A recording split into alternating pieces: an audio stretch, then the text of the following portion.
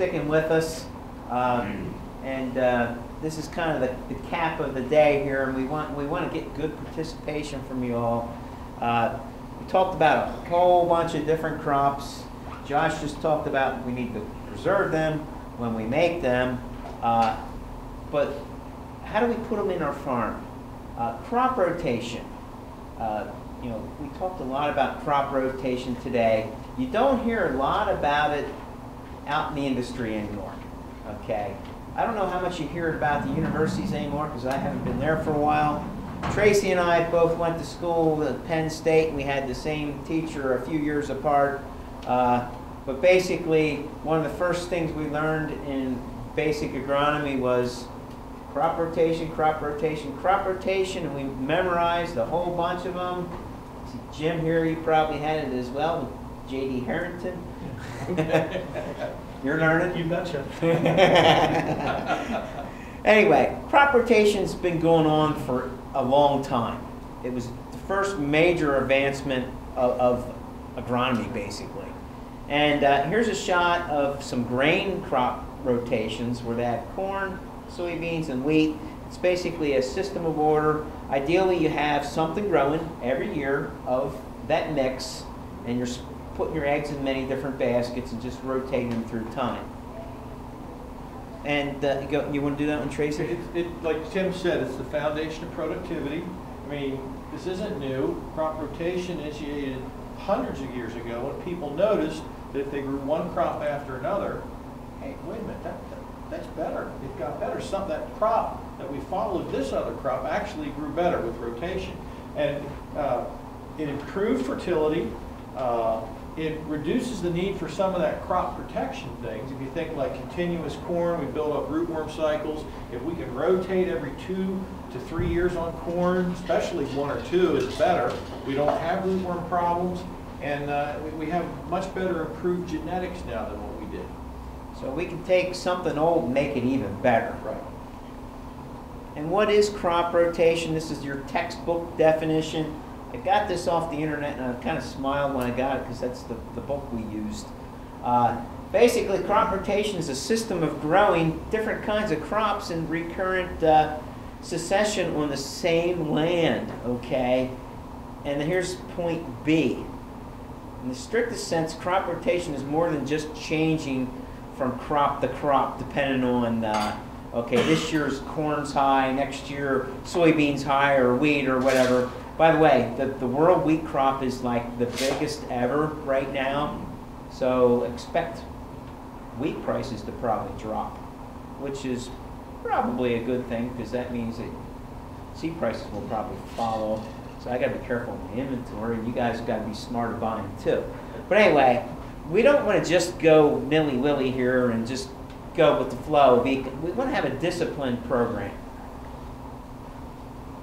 So again, some of the benefits for crop rotation, real quickly, just to review, are we have more yield because we rotate certain crops there after each other. We know we get decreased pest problems. That was one of the main reasons crop rotation started in the first place. We, of course, get that increased soil health and better nutrient balance in the soil. Some crops help actually free up some more nutrients for other crops that follow. Here's some examples. Okay. These are the old textbook ones. The classic livestock rotation was corn, oats, hay, and typically that was a red clover and timothy back then. Nice 2-year type crop. And you do it 4 years and then you repeat it again. And it just keeps on going every 4 years. In the Midwest, the classic was corn, soybeans, wheat. We got 4 years of grain, and then we got 2 years of hay. You guys see something common between this rotation and this rotation?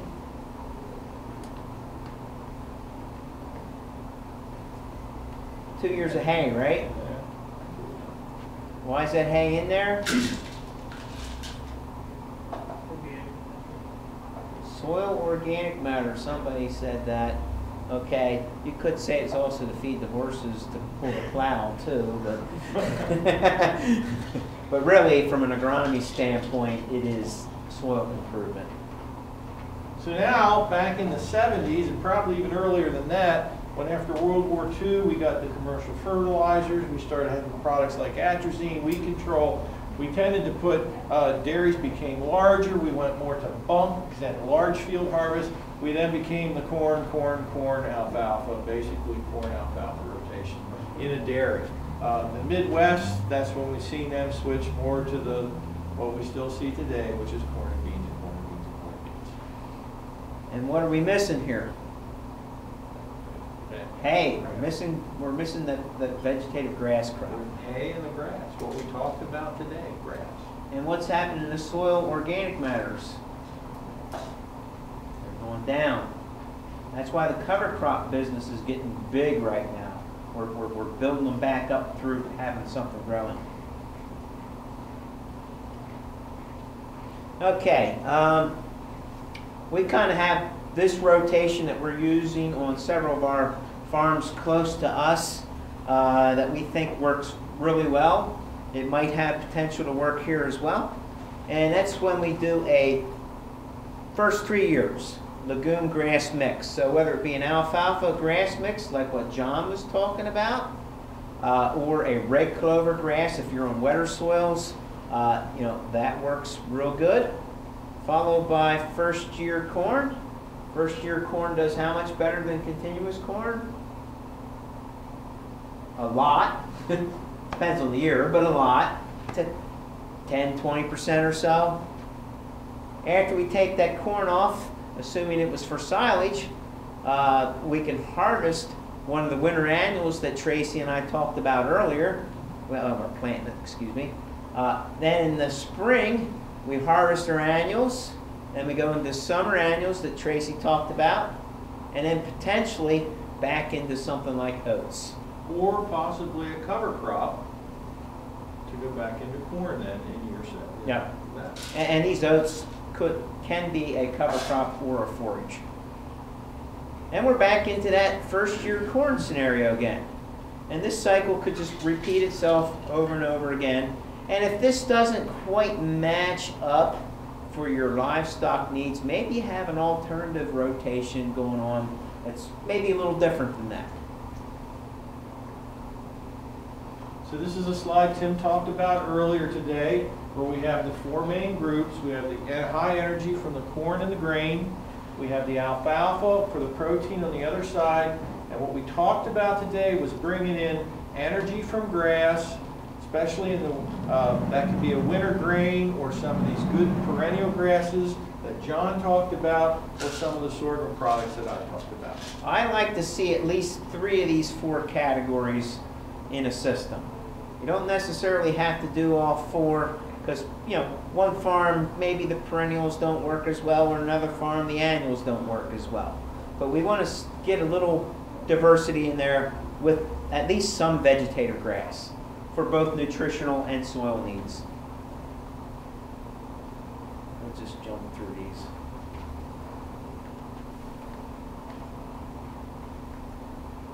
Okay, so making your rotation. Tracy, you want to go over this one? All right. This is where it all kind of pulls together today. In Tim's talk, one of the things he talked about is with these rations and rotations, you have to look first at your acres, okay? And then you adjust it to your needs. Okay, what are your goals? What are your anticipations? What do you need? What's going to fit your soils? What's going to fit your management stuff? What fits the equipment that you have? How about the storage facilities that you have? How about the time you have? Maybe a multiple cut crop doesn't work for your time schedule. But to help you seek input from the King's Network, our dealers, people like myself and Tim, playing with some of the possibilities. In the back of our product guide, and also the new one that'll come out, we actually have 2 charts back here. One is actually a crop rotation planner. I like to get things, Tim and I, we like to put things on paper, at least I do. I think you do too. It helps me visualize it more than in my head. So here gives you an idea to play with some fields and actually put a rotation together. And if you're feeding animals or you're providing forage, There's another chart here that actually will let you know, all right, how many acres of such crops do I need to meet the goals I'm trying to do, whether that's feed animals that you have or produce feed for someone else. What we're trying to do is grow different piles of feed, so to speak, that give the nutritionist an easy starting point, that he has something good to work with. If you only have this stuff and this stuff, that's all they have to work with. We're trying to build good feed products to build around, and then after you have your pile, okay, I have this much grown, this much grown, this much grown, the nutritionist put them together for me so that I can make it through the winter, so to speak. And so you continually make adjustments. And if our needs are out of line with nutrition, we need to change the rotation, tweak it, that type of thing. How many here are just basically pasture-based, or are there any grazers here doing grazing? If not, maybe I'll just cover this real quick. This was just some ideas what to do on a pasture. Because maybe like if you're a beef person, you're doing all pasture, maybe you don't do corn, maybe you don't do grains or things like that. But this was just some ideas, how do I rotate pastures? Well, I need a lot of that for pasture. Some of it could be that maybe you just do a late summer overseeding. Maybe the pasture's thin enough where we can go back in late summer, which is the best time, and reintroduce some new species and new legumes to that. Or possibly, maybe it's trying to take out an old fescue stand and go with some of these new fescues. Then we start maybe where in the spring, maybe we take the first hay cutting or grazing off that old pasture. Then let's spray it down, kill it out, and go into maybe a sorghum Sudan or a Sudan grass for the summer. Gives us another opportunity to spray. We can follow that with a triticale or an annual ryegrass. Then maybe back to a sorghum Sudan again, and then establish a pasture, or maybe we do a sorghum Sudan triticale rotation for a few years and really build up some winter hay inventories that we want to feed out. So this was an example of what a possibility if you're more in just a pasture-based system to get some rotation. Okay, if you're, sounds like the rest of the people fit in this category. Yes, yes. Okay, if we have basically a farming system where we're doing a lot of machine harvested crops, we'll start with corn silage. We finish the corn silage harvest. You know, what's the first step? Well, we can do a small grain for one harvest spring harvest, or we can do something like the Triticale Plus or other things with ryegrass mixed in, where we do 2 harvests in the spring. Or maybe you're not into forages quite as much, you just go with a cover crop. And you know, one of those 3 scenarios is your choice. Got some good music here. Okay, after our small grain, if it's a 1 harvest system, it's coming off a little earlier. We got some options. We have potentially back to corn again. A little better would be something like forage sorghum would be an option, give you a little better crop rotation. We could maybe go with the master graze that Tracy talked about, or the sorghum Sudan, or the tall boot stage cut with the forage sorghum, or even soybeans. Okay, all these are valid options. What fits your farm? We don't know. Hopefully you have a better idea than we do what your needs are. And of course, to keep on going down this chart, these charts will be in our 2012 book, which we're getting next week. So, you know, just the possibilities keep on going down here. I don't think we need to explain every single one, but I think you're getting the point. So at this time, we'd like to know what you guys are doing that's working. And share your examples, that type of thing. We want to get some dialogue, questions back and forth to wrap up here. So is anybody doing any crop rotation? Now, you are, I'm sure everybody is. Who has some examples of what they're doing that fit in their system? Just run corn silage, go right into ryegrass or triticale. The past 6 years, my organic matter has gone from 1.92 to pushing 3s and 4s. Okay, so corn, was it annual ryegrass? Annual ryegrass. corn, annual ryegrass, keep on going. And when soil organic matter went from 1.9 to 3 something, Pushing up close to 4.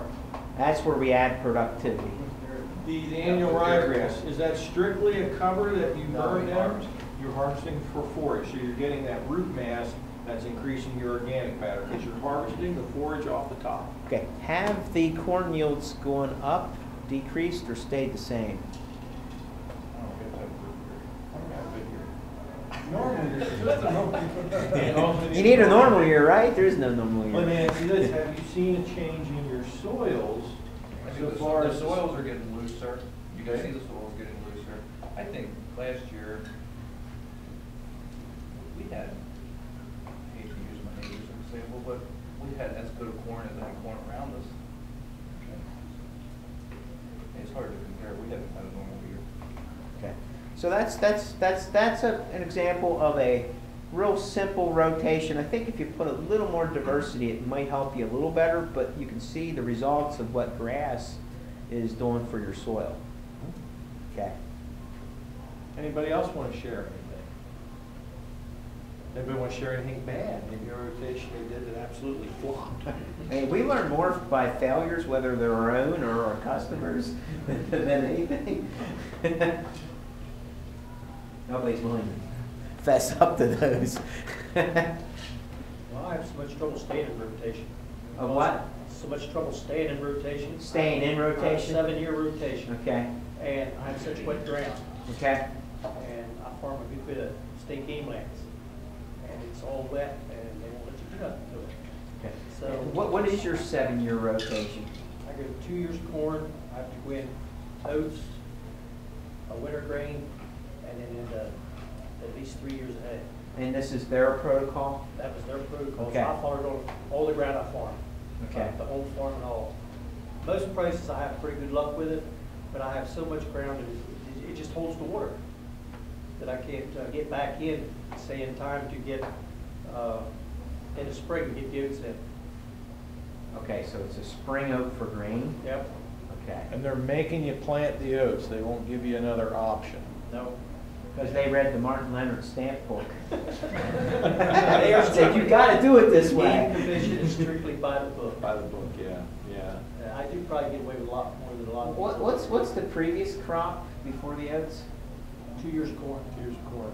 Is there any way, I know they say you need to do oats, but number one, down here, oats is not a good crop, period, Right. for grain. Good forage crop, but not a good grain Right. crop. Is there any way that you could work with them to say, hey, can I get wheat in or something like that after the corn? Corn has to be picked and has to be, fodder has to be there for the wildlife feed for the winter. Gotcha. Okay. See, it's always the bottom Yeah. line. Our hands are being tied a little Yeah, bit here. yeah. Okay. I understand why everybody else gave it up. Maybe the rent's going down. But that's what I'm looking for, something that I can get in with more in wetter soils. And is this a conventional tillage system probably? Yes. Because no-till's probably kind of tough on that soil. It's frowned on, but it's not a no-no. It can be really tough on some of the wet Yeah. soils, so you almost need to till them. Sometimes you get to dry out enough to get planted. But that makes you No, you don't. No, you So don't. maybe Well, we maybe were, next spring after that fall, but Sometimes, yeah, not all the time, but sometimes you may. actually, no-till can work pretty darn well on wet soils. It can. Can be as surprised. long as we time it right. Right. And if you've been doing it a while. Yep. First year, First 7. yeah, but if you make your evaluation based on the following year, that's not the good evaluation. Well, I'll say this, if someone's going to a no-till situation and they're doing that corn, beans, I could see that actually taking a lot longer to get that no-till benefit. Where if we're incorporating some of these other grass products where we're adding organic matter in there, that's gonna start to build that system so much faster. Well, this corn ryegrass thing back You and gotta forth. get that cover crop in there. Yeah, build your soil up before you go no-till almost. That can happen or it can happen at the same time. Good, Can you use good cover observation. What's that? Do they allow him, do they allow you to use cover crops? Well, yeah, I can't let do bare ground. What do you plant for cover crops? So you know until into the corn stalks after you pick it? No, corn stalks is not considered bare ground, Oh. as long as they're not chopped or, which I can't do, you know. Would they allow you to plant a cover crop after corn? Never asked. Only whenever I take it off for silage, I have to put a cover crop in. Well,